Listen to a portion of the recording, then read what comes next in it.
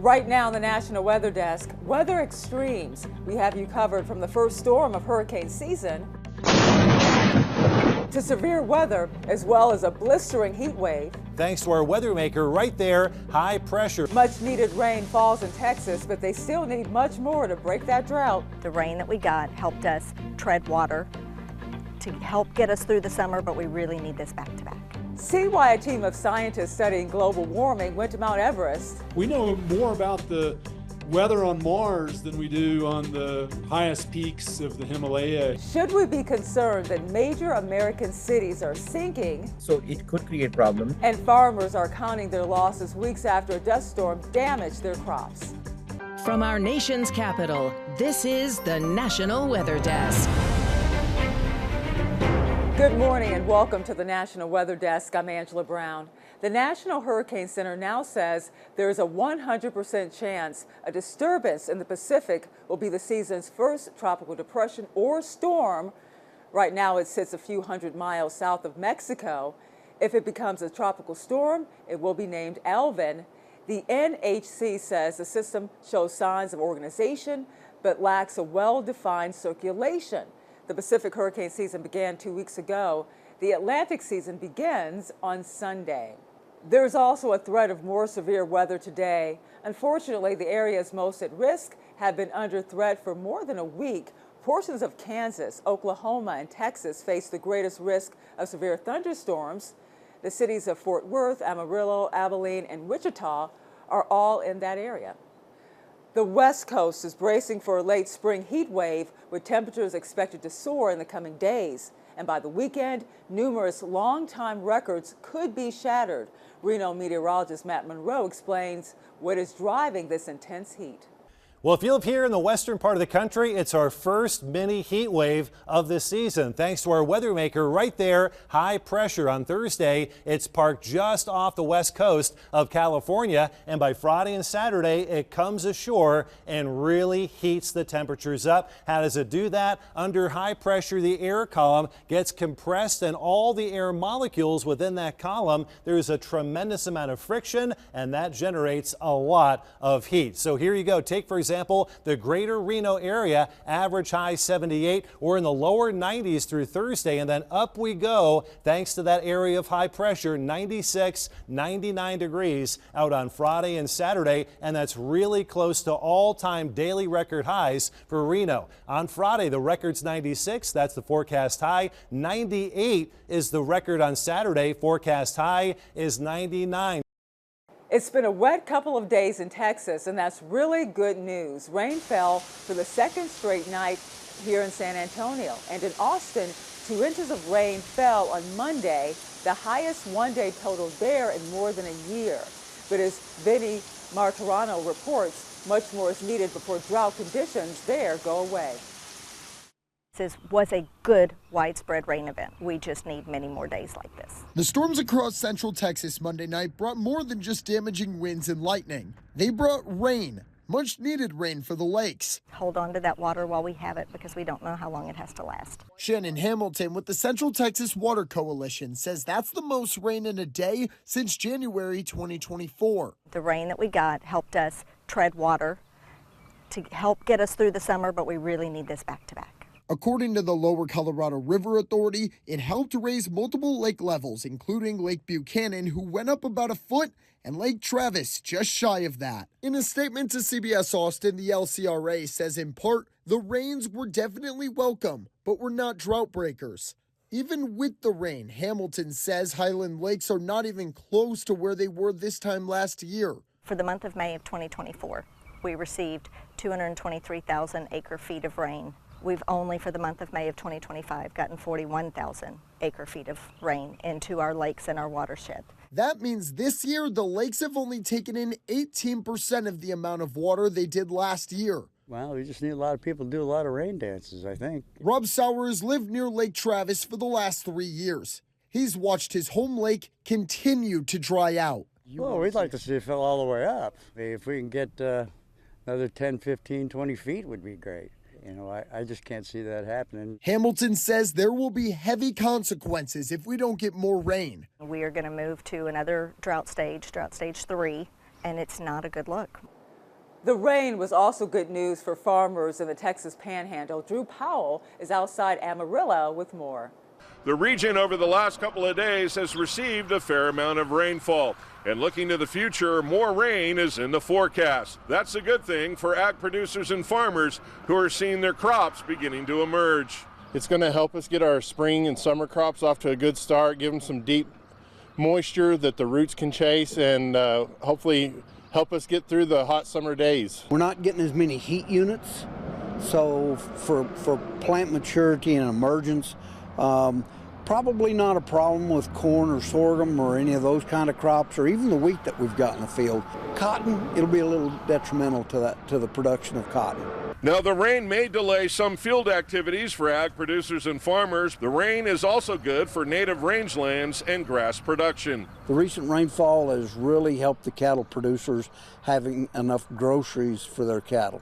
This rain has been a huge blessing for the native pasture, all the grasses, the cows, all the livestock out in the pasture. It's really going to help them get some forages and help get through the hot summer days. Ag producers and farmers on the high plains say after receiving so much rain in a short amount of time, they know looking into the summer months they're going to have to deal with mosquitoes and extra weed pressure.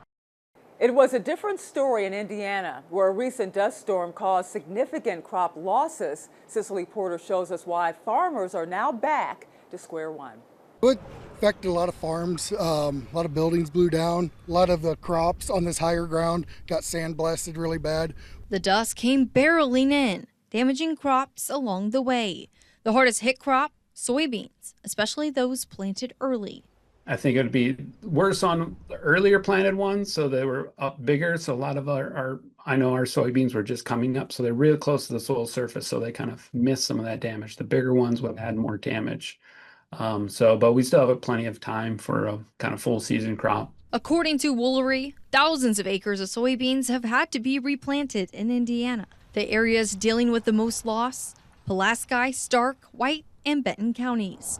I talked with a seed supplier who works in all of them. He says he's been busy running replant seed to farmers and scouting with an agronomist to see what fields will make it and which ones won't. He says much of the damage was unavoidable. A lot of acres, and a lot of it wasn't even what that farmer did. Maybe it was what his neighbor did next door. You know, if he had just worked the field, a lot of the dust and a lot of the sand from the neighboring fields blew on a lot of the fields that were already done, which caused them to have a lot more damage. Both Woolery and Ayler say farmers are resilient and have different challenges each season. Luckily, experts say with the dust storm happening in mid-May, it allows time for farmers to replant and still have a successful soybean season. In Tennessee and North Carolina, there was a dramatic temperature difference over just a few miles, and it was caused by something called cold air damming. Meteorologist Kit Alexander explains. The wind can make all the difference when it comes to temperatures. In fact, what you're noticing is an incredible difference between west to east. Notice this wedge of cooler air that's located over western North Carolina. This is an area where you're seeing temperatures mainly in the 40s and the 50s. You're also noticing the upslope flow of air, which rises, it cools, it reaches the dew point, and eventually produces clouds. This is known technically as cold air damming, and temperatures are only in the 40s and 50s in the Piedmont, North Carolina, and along the mountain locations. Now contrast that, if you will, with the Tri-Cities area. This is an area where we're seeing temperatures in the 60s and 70s. The wind is from the southeast, downsloping is happening, and downsloping is allowing the air to subside, it warms, it dries, but it also helps the clouds to dissipate. So within a range of just a few miles here from west to east, you're seeing about a 25 or so degree difference just between west and east. That spectacular lightning strike happened in Port St. Lucie, Florida. It struck a tree, burning it up, and the thunder was so strong it shattered 2 nearby windows. And coming up on the National Weather Desk, why scientists went to the top of the world to study the impact of climate change, and why are so many of the nation's largest cities sinking?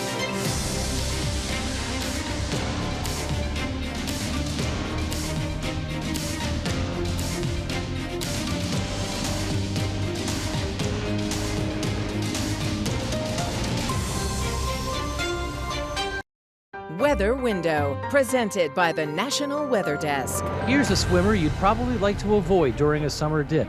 That is a black bear swimming in a Rhode Island lake. Otters are certainly less threatening than bears. These guys look like they were having a blast near Asheville, North Carolina. And it's hard to imagine a prettier dawn view than this one near Birmingham, Alabama. A new quest for climate change data has taken a team of scientists to the top of the world. They are building weather stations in extreme locations all over the world, including on Earth's highest peak, Mount Everest. Derek Van Dam shows us more about the mission. I'm back on Everest for my 4th expedition.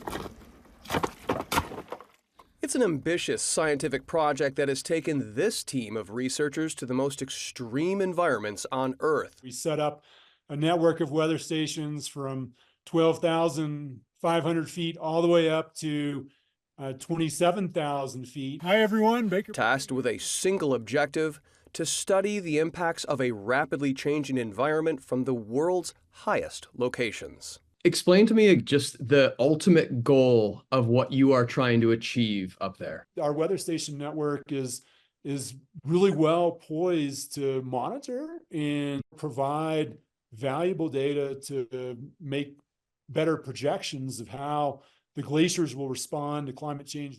I spoke with National Geographic explorer and Nevada State climatologist Dr. Baker Perry during his most recent expedition back to Mount Everest. We know more about the weather on Mars than we do on the highest peaks of the Himalaya here on our planet.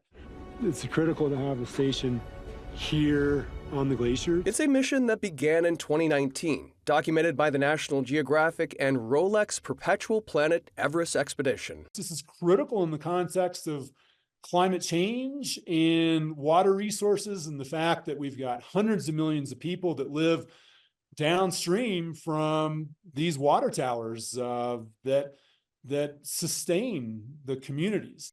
Vital, too, for other environmentally stressed regions across the globe, including Argentina, where in February, Dr. Perry led researchers on a similar mission in the Andes, to Aconcagua, the highest peak in the Americas.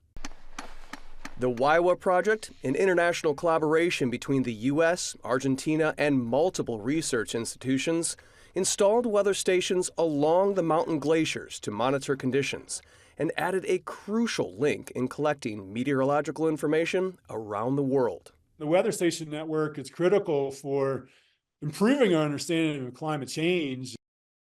A recent report found that 25 of the most populated cities in America are sinking. Texas is the most impacted state, including Houston and San Antonio. The Alamo City is sinking at a rate of just over a centimeter a year. That may not sound like much, but as meteorologist Joe DiCarlo explains, it adds up over decades. Land subsidence is a global problem now. Dr. Shuheb Khan is an Earth and Atmospheric Sciences professor at the University of Houston. He says 200 major cities around the world are sinking, some at faster paces than others. Anyone who is using groundwater. Pulling water out of the ground to keep up with our growth could be one reason why. San Antonio is growing very rapidly. If it is growing, there are droughts, and there is more water used than what is replenishing, so it could create problems. Problems such as sinkholes.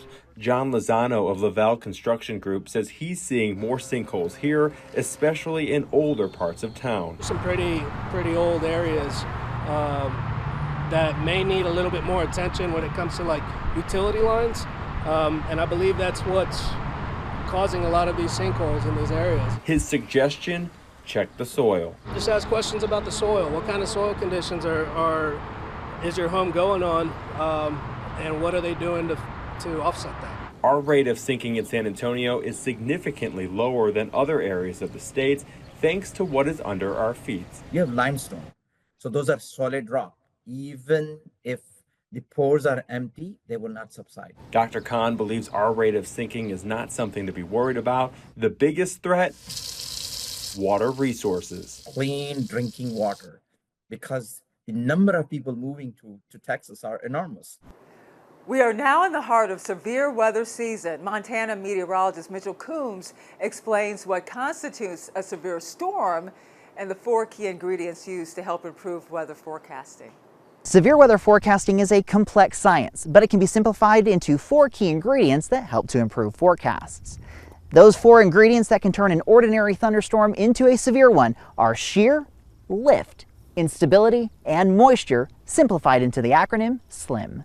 A thunderstorm must contain at least one of the following to be considered severe: wind gusts 58 miles per hour or greater, hail 1 inch in diameter, quarter-sized or larger, and or a tornado. The Storm Prediction Center in Norman, Oklahoma releases daily outlooks highlighting areas across the United States that are likely to see severe weather.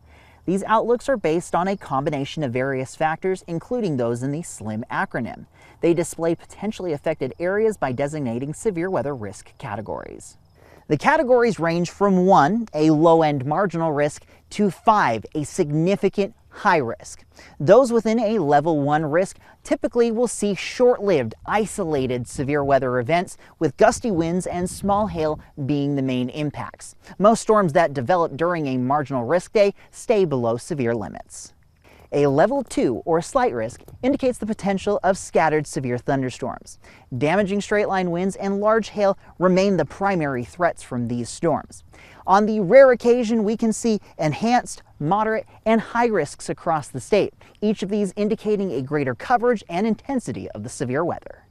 With June just days away, you may be dreaming of a visit to the beach, but as meteorologist A.J. Mastrangelo explains why it's a good idea to stay mindful of cold water safety, even though the water may look enticing. Those water temperatures take longer to kind of warm on up here through the spring season. So let's first talk about the cold water safety temperature thresholds. 40 to 50 degrees, don't want to be going in the water. Painfully cold, total loss of breathing, quickly losing control of your limbs if you do end up going in that water. And where we are today, 56 at Connecticut Point, our water temperature is still the dangerous level. You cannot regain control if you do lose your breathing with water temperatures like this.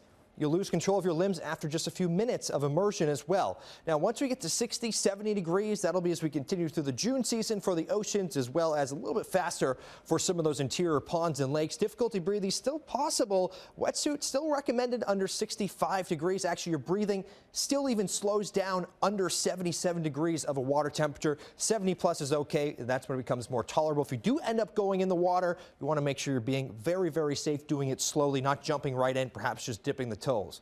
Let's talk about cold water safety. 5 golden rules. Wear your PFD, your life jacket, especially if you're on a boat, a kayak. Dress for the water temperature, not the air temperature. Field test, swim test, both your gear. And of course, plan for the worst that can happen if you do end up going into the water unexpectedly.